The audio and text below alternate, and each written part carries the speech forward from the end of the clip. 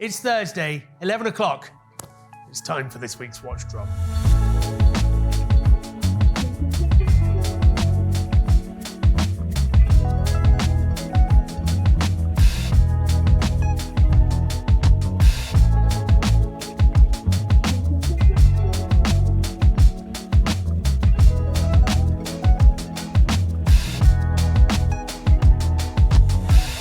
This week is monochrome. We've got a number of Langes and Pateks that are black, white, grey, silvery, sort of film noir-esque watches, and they're real favourites of mine, so I'm going to dive in to tell you which of them are my favourites and why. We're going to start off with a bang. This is a Lange in platinum Datograph, first generation. And why do I like it? Well, firstly, you pick it up and you feel that heft, not just from the platinum case, which is itself very, very weighty, but also from the platinum deployant clasp as well, which I really like on this watch because it brings balance on the wrist. I love this watch for everything that it represents. When it was first brought out, it really made all of those other Holy Trinity brands stand up and take notice of the Germanic brand and what they can do with architecture and finishing and technological prowess. In black and white, I especially love this watch. I love that the subdials stand out with that sort of panda type design, but you've got every single complication that I would ever need. The date, the flyback chronograph, and especially with that caliber on the back, it's a brilliant, brilliant thing, and I could look at it all day long. When you get up close with this watch, there are a couple of things that really catch your eye that possibly you don't notice when you look at them on pictures. Firstly is the use of polished and brush surfaces. As with a lot of Langes, not all of them, but a lot of them, you get that brushed mid-case, which really identifies the difference between the different case finishes and the way that the case is constructed. I really, really enjoy that detail. The other thing that not a lot of people notice is that the hands for the subdials have been blued. And it's almost a slightly odd choice to mix black and white, or the sort of creaminess and the matte black, with this bright blue. But I think it helps with the legibility and it gives a little bit of fun to the watch. Very, very special and iconic watch from Lange. In the same family, we've got the Lange 1815 Up-Down. And when you look at this watch side by side with the Datograph, you can see that it's sort of a little brother. It's got the same design DNA. You've got that brushed mid-case, you've got the polished bezel, but you've got the blued hands as well. And I love the fact that you can build up a collection of Langes and see how that sort of DNA filters through all the different models. It's a really, really fascinating thing, and obviously a different price point, which just makes it that much more accessible to someone that's starting their Lange journey. Now, moving on to Patek, one that I'm really excited to see, and almost that I'm seeing double, is that we've got two 5196 in platinum. So this is a Calatrava, which you often see and we sell lots of, the yellow gold and rose gold and white gold. But what's really special about the platinum version, not just that it has a secret diamond at the 6 o'clock position in the case, but Patek have really raised the game for the specific model. You've got applied white gold indices and that sector dial. Why I love the use of the sector dial and the Breguet numerals is that it harks back to one of my all-time favorite Pateks, which is the reference 570A. It's almost an identical copy of that watch. Obviously it's in platinum and not steel. There are slight differences with the positioning of the subdial, which gives you enough room actually to put in the 6 indice and the dial, which I like the symmetry of, but I guess if you can't quite stretch to the 570 or find one because they're very, very hard to find, then this is a brilliant runner-up prize. I really enjoy this watch. It's very, very vintage inspired, but obviously in a modern watch. And I think anyone that buys this or these will enjoy them, I'm sure. Moving on to a slightly more modern Patek. This is the 5226G, which is another Calatrava, but one that was brought out only a couple of years ago. And when I look at this watch, I think it's a wealthy man's Hamilton field watch. Why do I think that? So you've got all of the same field watch design touches, but you've got the syringe hands. You've got that, I guess we're calling it a tarmac dial, or possibly a sort of camera finish to the dial, which is really, really interesting. But you've also got this sort of fauxtina, which I know a lot of people don't particularly like. But when that fauxtina or that sort of orangey, creamy finish to the indices is also included all the way through the strap. I think it makes for a really, really tasteful watch. One that definitely I could see myself using, going out for a hike or something like that. It's got the legibility that you'd expect from a sports watch, but you've also got really high-end finishes like the Clou de Paris in the mid case of the watch. She's just a lovely, lovely finish. It's just a really lovely thing.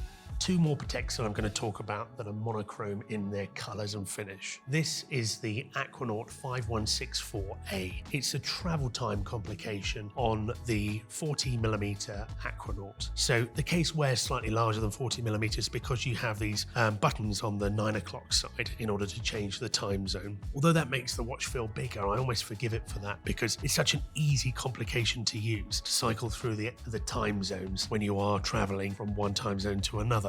Obviously it's an Aquanaut, it's waterproof, you can wear it in the pool, it's steel so it's robust. You can not worry too much about damaging it when you're playing around with the kids in the pool or going and playing a game of tennis or whatever. But you've got that lovely monochrome grenade sort of finish on the dial, which is punctuated by that little blue dot when your local time or your home time go into that nighttime 12-hour period. It really is my favorite holiday watch. It's something that if you don't want to take a watch roll on holiday so that you've got a sporty something and something for dinner, you can just take this and it will cover all bases. Really, really great watch and a favorite of mine.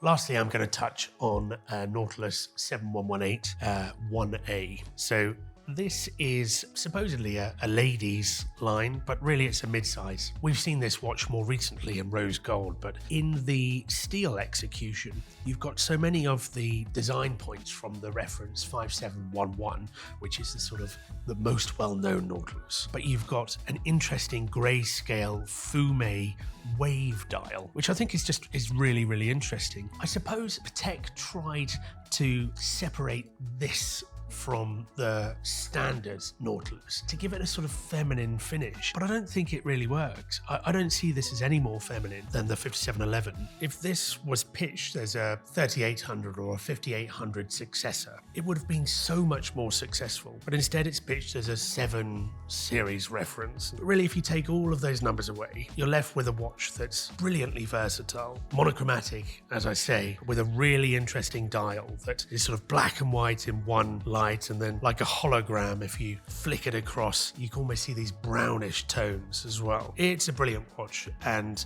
I think represents really great value for exactly the reasons I've been talking about. The last monochrome watch I'm going to talk about, I promise, is this fantastic example of a Sea-Dweller, reference 1665. I've never seen one in this condition before. It's a great white, but it's also a rail dial, which was a reference that was produced in the 70s, only for a year or so. A couple of the things that I really like about this specific model is that you have the perfect patina on the bezel. And you also have the original date disc, which rather than being black and white, is silver and white. Really, it doesn't come across in photos, but when you see it and the way that it reflects light, it's an incredible thing. I've never seen one before in this condition with that date disc. One of the things that I really especially love about this reference is that these days of 40mm cases in the Sea-Dweller have long gone. Now we're talking about much more robust and big watches like the Deep Sea, and also just the standard Sea-Dweller is a much larger case size. But this shares the same two-dimensional proportions as the Submariner, with only a slightly larger case to compensate for that additional waterproofness. You've also got that lovely integrated helium escape valve on the side of the case, which is something that's so subtly done when you compare it with an Omega Seamaster or something with that big rotating escape valve. I don't know. I don't understand why that they did that, but Rolex got it right with this watch. Really subtle, really interesting detail. And as I say, vintage proportions win out every time. I envy anyone that picks it up before I do. It's a lovely, lovely watch and finishes off that monochrome theme really nicely. There are a couple of watches that don't conform to the monochromatic theme, but I have to talk about. Firstly, because they're Cartier and I love Cartier. As a friend of mine says, there's always a Cartier model that you've never come across before. Here are two examples of watches that you don't come across very often at all. Here we have a Cartier Tonneau, and this is an early 90s reference, so pre-CP. There are so many things about this watch that I could talk to you about for hours and hours, but I'm going to call out a few of my favorite characteristics. Firstly, it has the curvature that's synonymous with the Centre, but obviously in a more stylized and shaped case. And with that just comes a lot of R&D, a lot of effort in getting the details right and not value engineering things down to flat cases, off-the-shelf movements. The dial is stamped Paris, which is really interesting. I love that affinity with France and where the Maison on Rue de la Paix is situated. It has a guilloche finish, which under macro is fascinating. Really beautifully finished. The hands themselves are curved to match the curvature of the case and the dial. And the sapphire has a shape that I don't think anyone else could get away with. It must cost an awful lot to produce these, and I'd hate to scratch it, but I'm really pleased that Cartier have gone the extra mile to complete that design in the way that they envisaged it back in 1906 when this watch first came out. One last final point that I'm going to call out on this watch. On the case back, it's stamped made in France. Now, that seems like a small thing, but when it comes to Cartier, those three words mean an awful lot for values. So that is to say that this was actually made in France, which is something that modern Cartiers, that's not done anymore. That's not the done thing. Things have been value engineered to the point where cases are manufactured in the cheapest locations. And I love that this is only 30 years old, but still has that sort of heritage. When you get a Cartier that has those three words, made in France, stamped on it, I think it evokes that sort of feel of handmade, handcrafted, and not volume production. And I love it so much for that. It's a really special watch and frankly, an absolute bargain at £10,000. The last watch I'm going to talk about today is the value option. Don't be fooled into thinking that means that it's a half-hearted attempt from Cartier, because it's really, really not. This is a Cartier Arcade. If you can imagine a Santos Dumont ultra thin, reference 1575 or 1576, this is exactly that watch, but in a oval-shaped case. So it has that FP21 ultra thin manual wind movement. You have the lacquer dial with the Paris signature at the 6 o'clock. The Arcade is a reference that you don't see very often. I think it's really interesting that it's not a Banois, yet it's oval shaped. It's not a Santos Dumont, which is square, but pretty much exactly the same. It's its own line. For that reason, it gets overlooked, and I think as a value proposition, I don't think it's paralleled by anything else from Cartier. Really, really great watch. Speaking of shapes, it's interesting to look at this new Anoma A1, which is not for sale, but it does represent that creativity that Cartier have adopted for 100 years or more. And it's really lovely and refreshing to see that that creativity is still alive and kicking in the industry and in a small micro brand such as Anoma. If you haven't heard about this watch, go and check it out. It's a brilliant thing. So I'm going to put my Anoma back on my wrist and close out this week's drop. Over 60 watches hitting the site, some really interesting monochromatic themed watches. Hit the website, go check them out, and I'll see you next week.